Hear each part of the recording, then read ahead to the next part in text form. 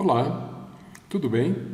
Essa é uma aula free, né? Uma aula gratuita do nosso curso Biomecânica do Ligamento Cruzado Anterior, como reabilitar na musculação. Seja muito bem-vindo. Nessa aula que está disponível para você, você vai ter uma ideia do que é esse curso que está fantástico. Agora, nessa aula especificamente, eu vou conversar com vocês a respeito do mecanismo de scroll home do joelho, mecanismo de parafuso do joelho, ele encaixa, a tíbia encaixa sobre o fêmur, fazendo uma rotação. Vamos falar da biomecânica e das funções do joelho. Não perca de aproveitar e comprar esse curso que é ministrado por mim e pelo professor Fábio Gianola, eu, Eduardo Borges, e o professor Fábio Gianola. Boa aula! E olha só quem é que controla as forças desse mecanismo, né, de parafuso do joelho, que é o screw home aqui. Ou seja, quando você vai chegar no final da extensão do joelho, ou quando você vai iniciar, então vamos desenhar aqui um fêmur aqui, ó, e uma tíbia, tá?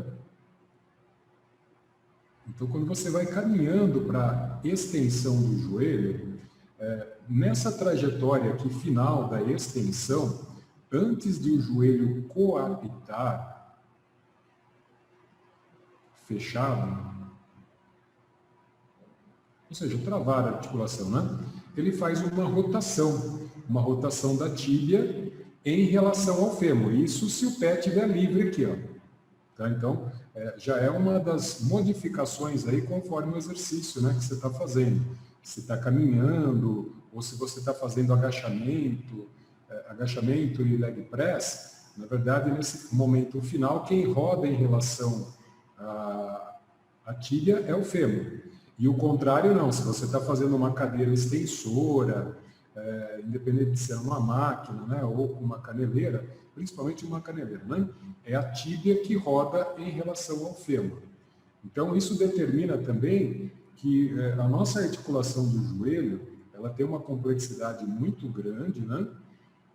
E essa complexidade aqui, final de extensão de joelho e no início da flexão, que ocorre esse destravamento do joelho, ela é um mecanismo chamado de parafusamento do joelho, controle de screw home feito pelo LCA.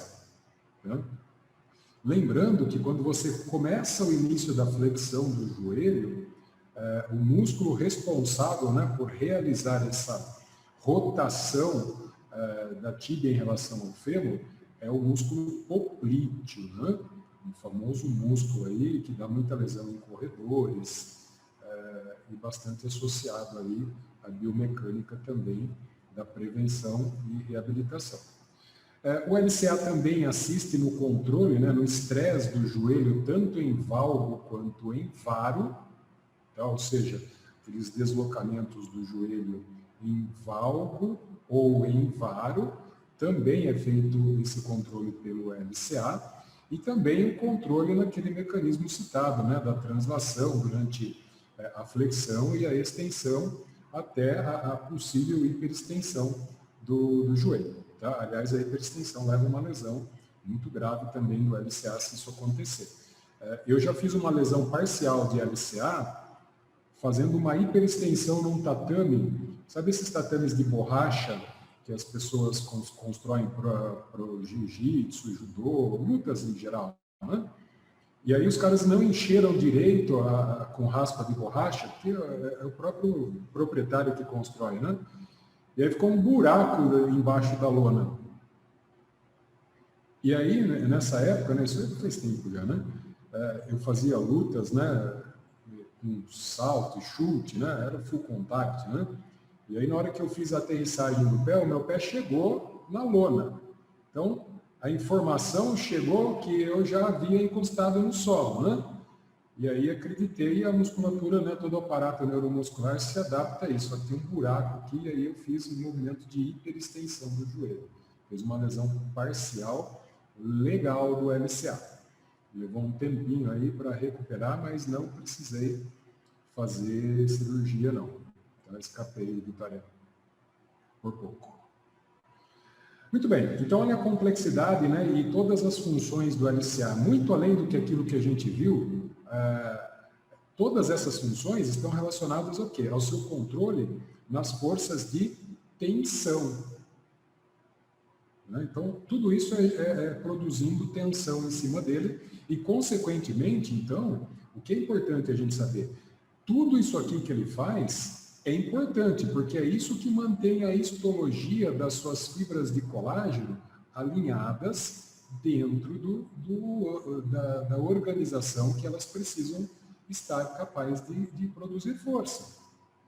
Né? Então, quando a gente pensa em reabilitar uma estrutura que foi lesionada ou que foi substituída, a gente não pode pensar que produzir força em cima dela seja todo o mal da humanidade, que tem que retirar toda a força na reabilitação. Não, não é isso. Você precisa saber dosar essa sobrecarga, porque ela em excesso rompe, não deixa recuperar ou rompe, ela com falta de estímulo adequado, ela não permite uma adequada organização dessas fibras de colágeno, tá? Ou seja, a medida tem que ser exata. E aí a gente vai ter que conhecer os exercícios, né? Que são responsáveis aí por essa medida aí, que pode ser exata dentro da fase adequada. Mas ainda mostrando aqui, né? Então, ele é uma estrutura responsável por dar estabilidade. E é o restritor primário que evita o movimento de anteriorização da tíbia, ou seja, a translação, né? Controla, não é que evita, né? Controla a translação anterior da tíbia.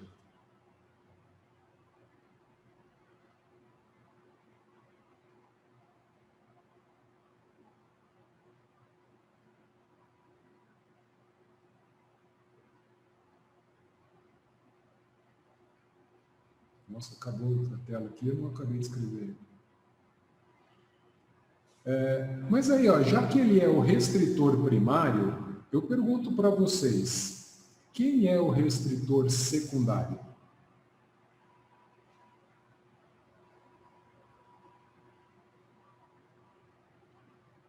Então, pode ver, ele suporta, ele admite 85% para restringir essas forças aqui de gaveta anterior, ou seja, essa translação aqui, né? Quem seria o restritor secundário que suporta o restante? Os isquiotibiais, professor? Exato, Evandro. Obrigado, perfeito. Então, ó, os isquiotibiais.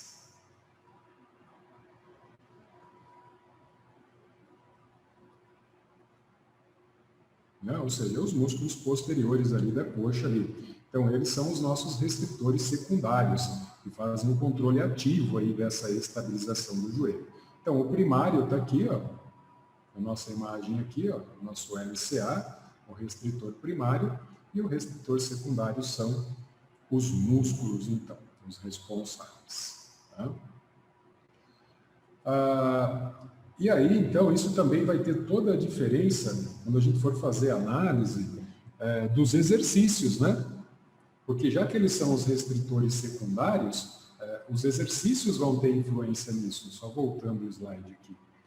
Porque se eu utilizar exercícios que melhorem a participação dos isquiotibiais, significa que eu consigo melhorar a estabilização naquele exercício, tá certo? Então, por isso que a influência muscular vai ser muito importante na nossa análise aqui. E dentro, né, desses mecanismos todos aí, ele também tem aqui, ó, aqui eu já falei, né, o movimento anterior da tíbia, a função de restringir a rotação medial do fêmur em relação à tíbia, né? É ele que controla, então, aqueles movimentos lá, e mais uma vez aqui os movimentos em valgo e varo. Aqui é um teste utilizado, né, para saber a integridade da estrutura. Esse não está mais íntegro, parece, né, Oliver? Não, professor, esse aí está bem rompido. Então, aqui a gente percebe, né? Aliás, tem um teste dentro das pesquisas, eles utilizam um equipamento para medir essa translação em milímetros aqui, né? O KT2000, KT1000, KT2000, e mensurar, né? Esse deslocamento aqui da tíbia em relação ao fêmur. E aí, então, por exemplo, eu passei por esse teste aí quando eu fiz a minha lesão, e aí ele realmente não deu um teste assim tão feio igual esse daí, né? Então, a lesão foi parcial, né, dentro do diagnóstico que os médicos fizeram na época, tudo, né, com imagem, mais os testes clínicos, e aí isso permitiu, então, eu fazer a minha reabilitação, né, sem a intervenção cirúrgica. Mas foi bravo, né, porque junto com a LCA veio um monte de coisa junto, né, veio menisco, então a situação agrava na articulação, né, você passa um momento aí meio bravo. Mas então, ó, pensando que ele é responsável em restringir aquele movimento anterior lá, vamos dar uma olhada na característica biomecânica dessa estrutura, até para depois a gente poder entender o exercício, né? Quanto que o exercício está gerando de força. Então, ó, esse é um estudo aqui clássico também, que mensurou a capacidade de suportar tensão, ó.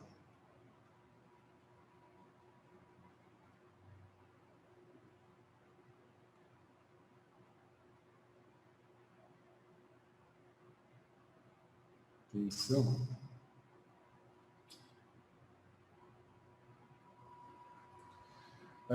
A partir do que o que Deus nos deu, tá? O seu LCA que eu chamei aqui de original, tá? Ele é em torno de um pouco mais de 2.000 newtons de capacidade de tensão. Ou seja, o que significa isso, pessoal? Significa que se eu pegar, o que são 2.000 newtons? 2.160 newtons. Olha como é forte a estrutura.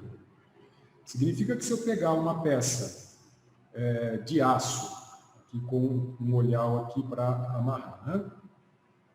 Digamos que essa peça, então, tenha 2.160 newtons, ou seja, arredondando, dividindo por 10 exato, daria 216 quilogramas de peso, KGF.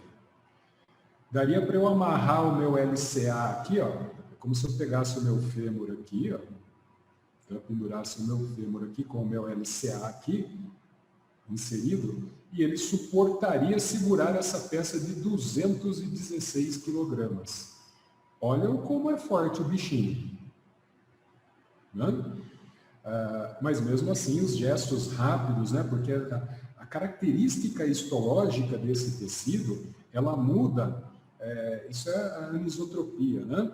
Conforme a velocidade que o movimento é gerado. Então, ele pode enrijecer mais rápido quando você aplica uma carga com muita velocidade em cima desse tecido. E é por isso que ele rompe, ele acaba rompendo por causa desse efeito aí, tá certo? Mas, tradicionalmente, né, em situações normais, ele suporta muita carga.